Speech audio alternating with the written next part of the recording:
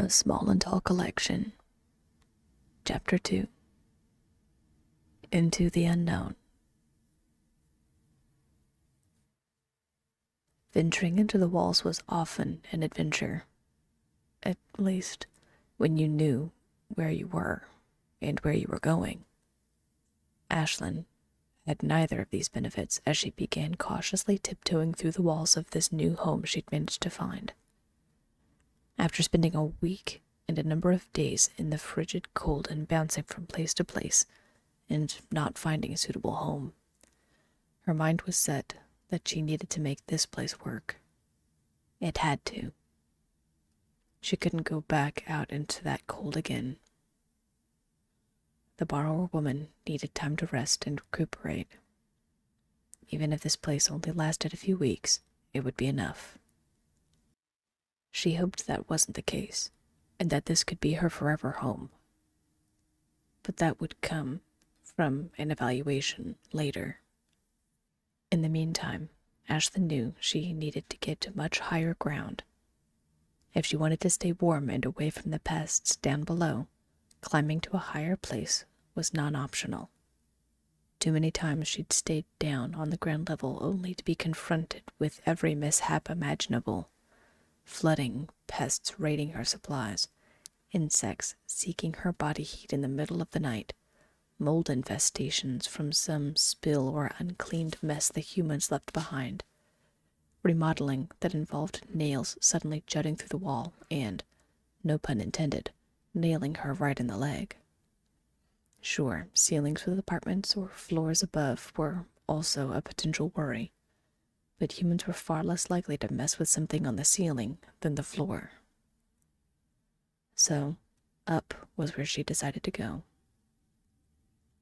It took a little bit of time, but she managed to find a decent beam that wasn't too far above her head, and, based on what she saw, guessed there were other easy-to-reach beams not too far above that. "It'll have to do," Ashlynn thought as she removed her hook from her hip and stared at the dusty wood above her head. Her inhalation calmed her body. Her eyes held the target in place. One swing, 2, 3, faster and faster. She went all the way to 7, both out of uncertainty and ritual, before she let the metal piece fly. Right as she heard the hook make contact, she pulled down with all her might to secure it in place. It took some time, but Ashlynn hoisted herself up onto the first beam. Then the next, then the next. The frost in her limbs made her joints stiff, but she was determined. Too many nights were spent in the cold, and one more night would be the end of her. She knew it. It wasn't until she paused to catch her breath, as she leaned against what she could only guess was some kind of electric box called a breaker box, that she noticed a delicious smell coming from the other side of the wall. She hoped she'd be able to tell where it was coming from once she'd made it up to the ceiling. How far up am I, anyway? It hadn't occurred to Ashlynn that she'd climbed up so far, but a quick glance over the edge told her a different story. The abyss below, and the shadows swallowing the light from her hip lamp, told her she must have made it to the ceiling. Good. It was warm in the ceiling, and it gave her a better vantage point to look at the humans far below. Ashlynn would have stayed longer to warm herself, but the smell was too intoxicating. It was sweet, salty, and flavorful. She had to know where it was coming from, and soon. Her insides wouldn't let her go much longer without beginning to protest loud enough for even a human to hear. She finally made it to the final ledge, which revealed a long and mostly uninterrupted surface. She figured this had to be the ceiling of the apartment below, and also the source of the delicious scent. Ashlynn followed her nose through the labyrinth of cords and collected dust until she reached a nearby wall joist. As luck would have it, the wall led to a slightly loosened light socket, revealing the ground beneath it. Ashlynn approached carefully, wary that something loosened could give way, and peered down. Her eyes quickly adapted to the light below as she maneuvered around the opening and peered down through the sliver, allowing her to peer into the human world. The sight made her mouth water once she'd managed to get a feel for the entire room. Below was a freshly baked tray of chocolate chip cookies. Eyes as big as the cookies themselves, Ashlynn's insides rumbled with desire. Her food supply was less than ideal, and this was an opportunity she couldn't afford to miss. The only thing that made her hesitate was the fact that they smelled freshly baked. It meant humans might be nearby, and that was something that couldn't be overlooked. If they were nearby, Ashlynn could be seen and, worse, caught. It spelled doom and destruction not only for herself, but for all of borrower kind. At the same time, supplies were scarce and nearing empty. The risk was an immense one, but she needed to take it. It was a dire need. Cookies or not, she needed food. Ashlynn shimmied through the ceiling joists and found herself at the far wall where, thankfully, there was a clear path from top to bottom. Securing her one spare line on an exposed nail, she gripped the string tight with her fingerless gloves and began shimmying down the edge of the wall. In what felt like 3 or 4 bounces on the evenly plastered walls, Ashlynn suddenly had to stop herself, burning her fingertips in the process, as she met a perfectly placed support joist. Her frustration was almost immediately overridden by her realization of her sheer luck.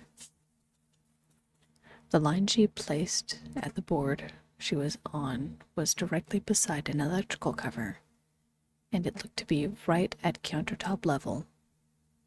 Ashlynn's eyes gleamed in the quiet darkness as she began carefully fiddling with a screw in the wall.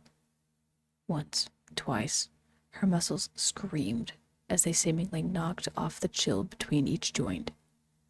Before twisting a third time, she pressed her ear against the plastic and listened closely. Her thundering heartbeat soon quieted and the ambient sounds of the house amplified. She heard the ice maker click on. The heater elements clicked as they began forcing warm air through the vents. Sounds of the house settling and some human on the floor above undoubtedly shuffling or dancing based on the vibrations they were making through the floor. One thing Ashlynn didn't hear were the sounds of a human in the apartment she was glancing into, which was all she needed to prompt her to give that final twist and knock the last bolt loose. The sound of the cover's slight crack as she pushed it off of the wall made every hair stand on end. But now she had full access to the countertop.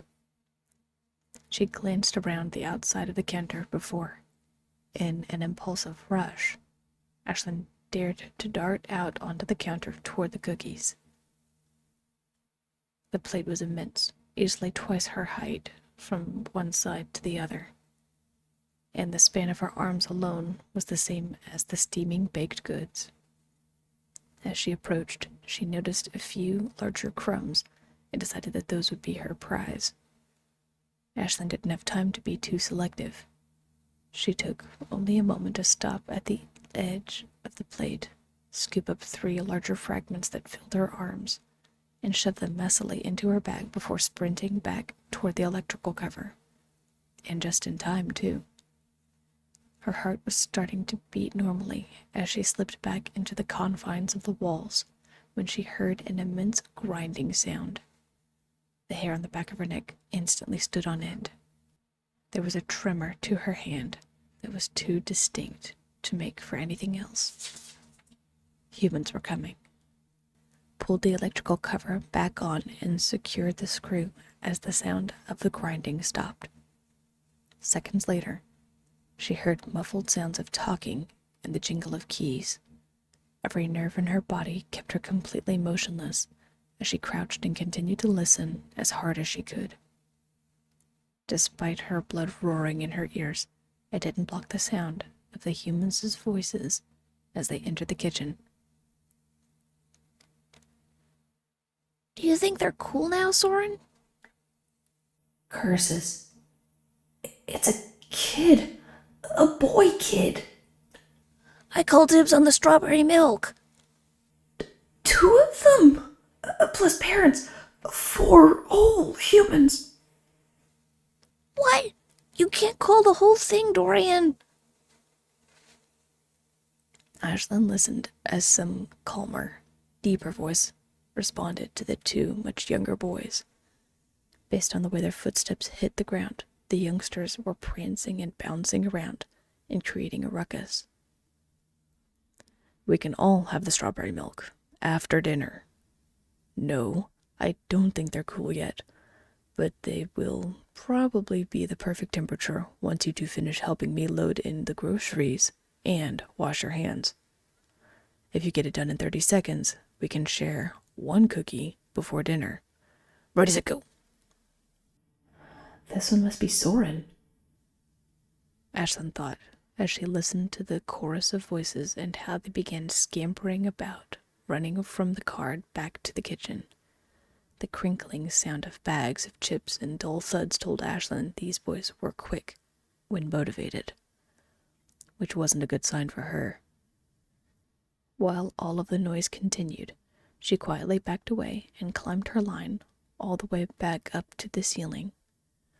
She had half a mind to leave right then and there.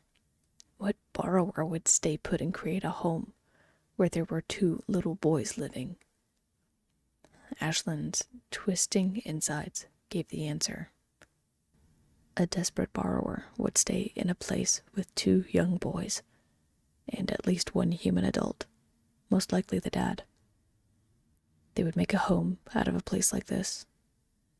They would stay put and gather necessary supplies until they were ready to leave or decided to risk it all on this unknown place. Ashlynn sadly was in that category and had no other options at the moment. Supplies were limited, and perhaps things weren't as bad as she thought. Observation was necessary, which is what she decided to do as she approached the slightly askew light fixture she'd used to observe the kitchen. While there, she watched 1 adult human with dark brown hair walking around putting things away while the 2 young boys with sandy blonde brown hair bounced around like rubber balls. It was hard to tell specifics about each of the humans' features, but Ashlynn determined that the 2 young ones had pale blue eyes and roundish faces, and the build of Soren, who she guessed was their dad, had a comparatively lean yet muscular build. She watched as the humans finished unloading everything and, as promised, shared a single cookie and a splash of milk, whatever that measurement meant for a human that was.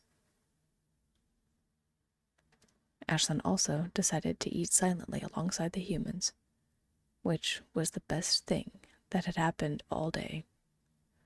The taste was sweet and a touch salty, and every bite felt like it could unlock forgotten memories deep within her mind. How this human could make something like that, she didn't know. What she did know was that, for now, she needed to stay put and recuperate. If she needed to leave, then it would come to that. Until then, she needed to gather supplies and remain hidden in the shadows. Until then, this was her home, and she'd just have to make the most of it. At the very least, she couldn't leave until she'd borrowed some more of those cookies. It was the one good thing she could hang on to. She retrieved her bag, and for the first time in what felt like forever, hunkered down between a few secure-looking wood blocks and drifted into a restful slumber